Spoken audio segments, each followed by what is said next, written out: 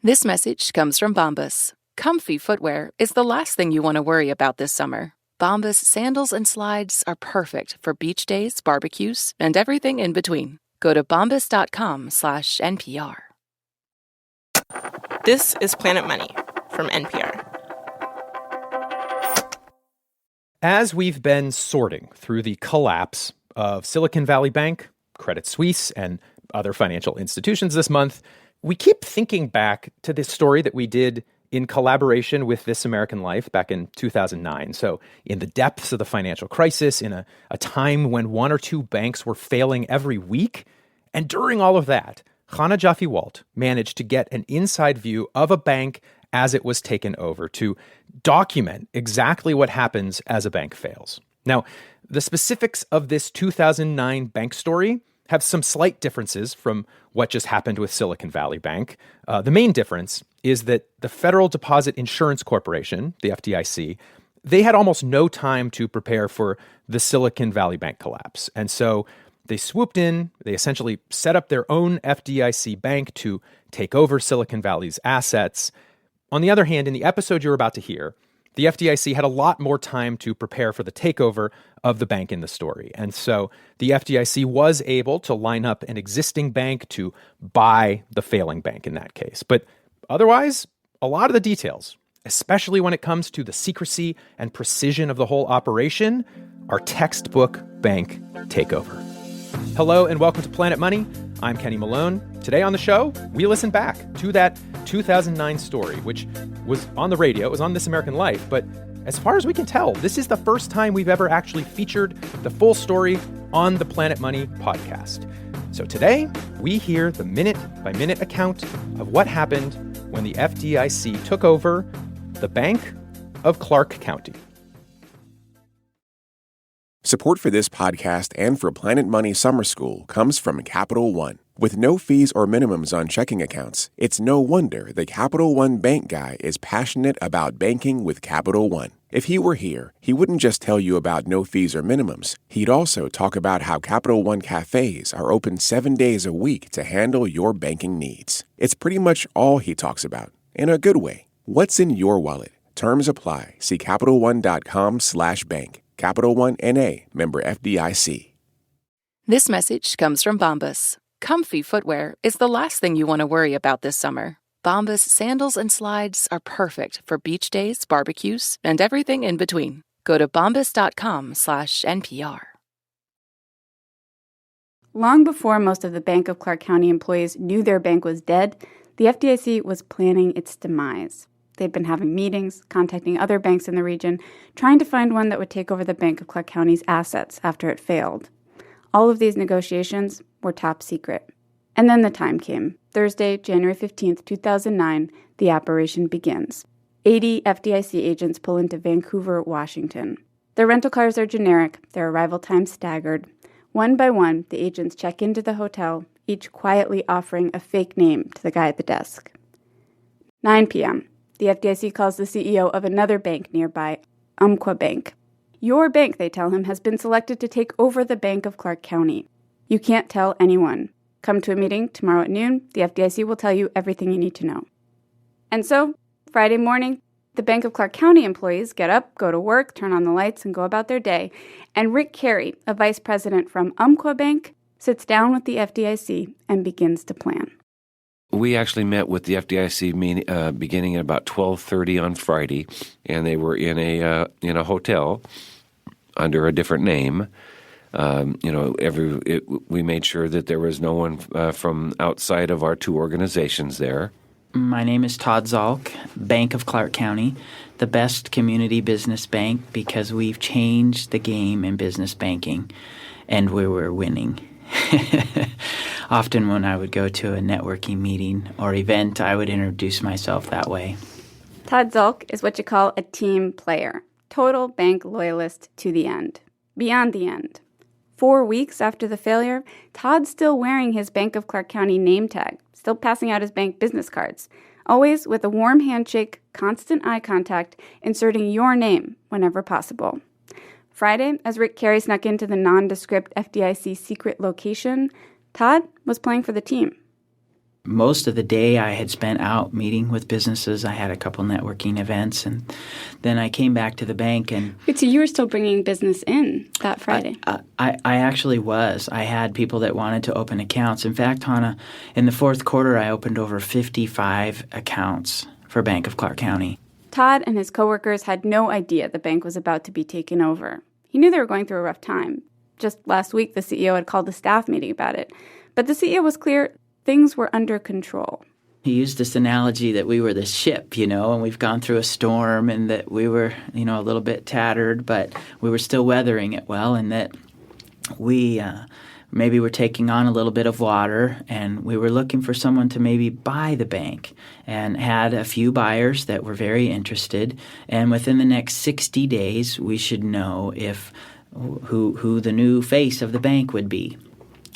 So that's what I had thought. Many, many Bank of Clark County employees told me about the ship meeting. Mostly, it made sense to them. The CEO said they were doing okay. They were doing okay. But in fact, things had been changing at the bank since 2005. That's when they went big into commercial and real estate loans. They were a young bank. They felt they had to be aggressive. And sometimes that meant making loans other banks wouldn't have made. Loans that ended up killing them. Washington state regulators audit every bank several times a year, and they noted the Bank of Clark County's declining health. Its capital reserves were getting low, so low the bank was in danger of not being able to cover its debts and obligations.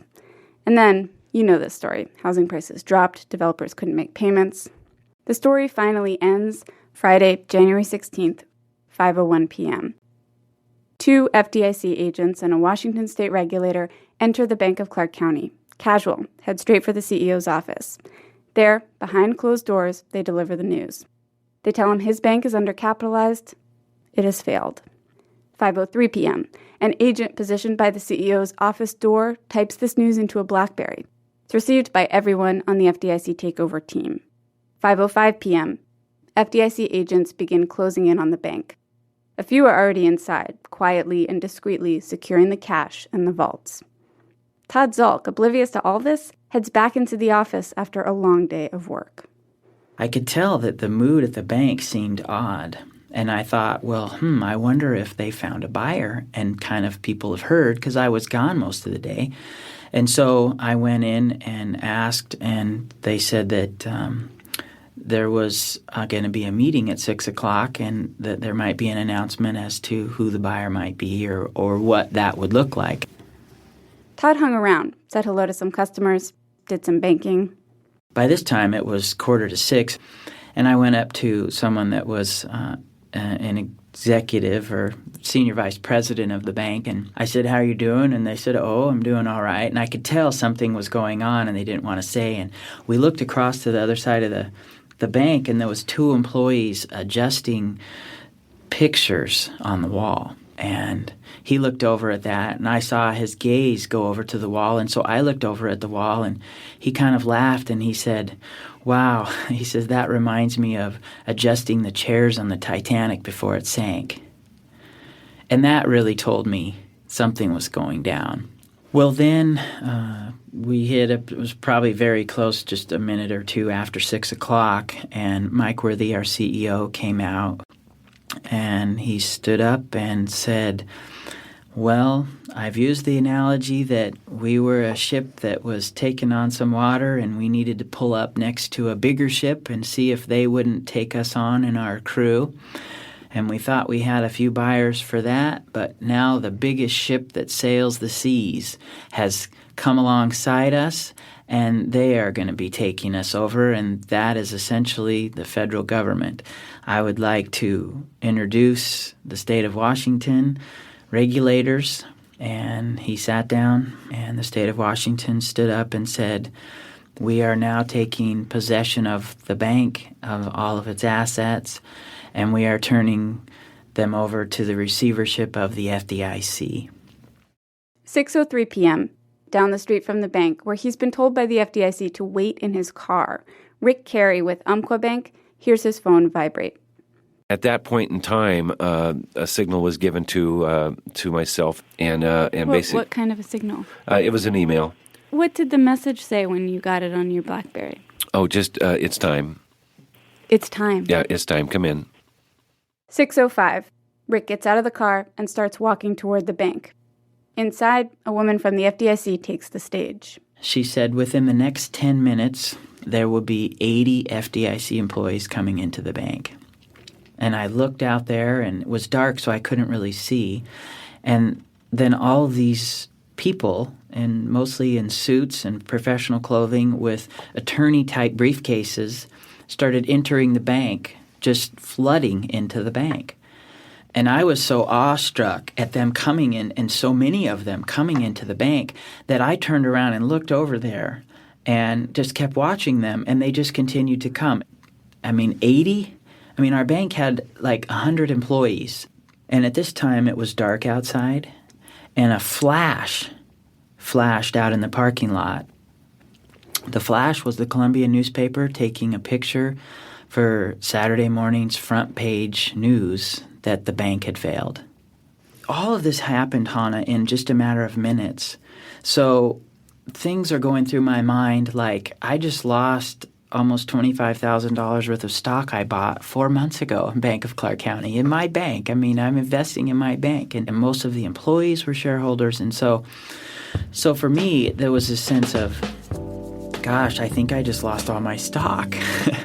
And I looked around the bank. I saw some people crying. I saw some people with just a white face, blank stare on their face, just in shock. Some people had their face on their hand on their face and just were like, I can't believe this. Like, oh my gosh. After the break, how FDIC agents begin the process of turning around a bank in just 3 days.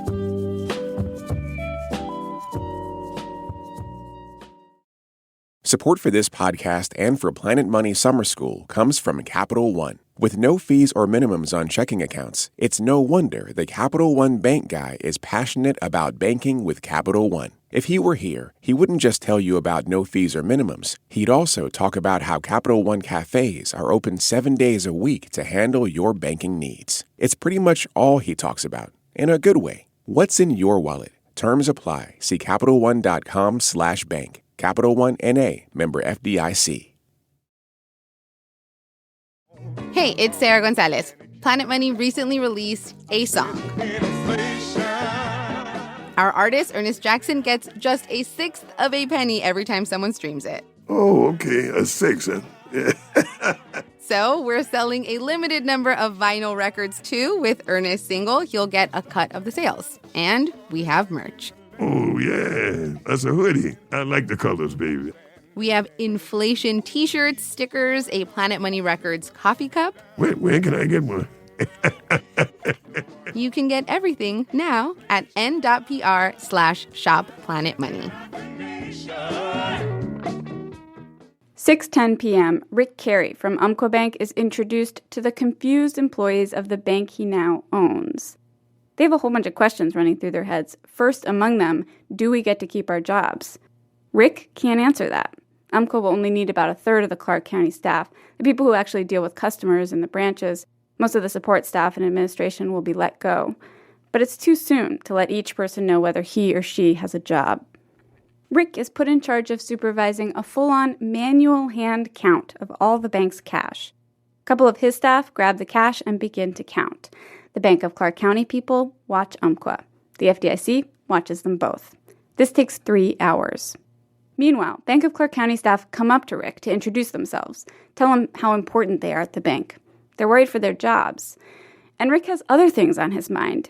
He bought the bank from the FDIC for a pretty good price, and he only has to take the good parts, the insured deposits and the actual branch buildings. The FDIC will keep all the bad stuff, the problem loans. But there's still a lot to think about. I have to be open in 3 days.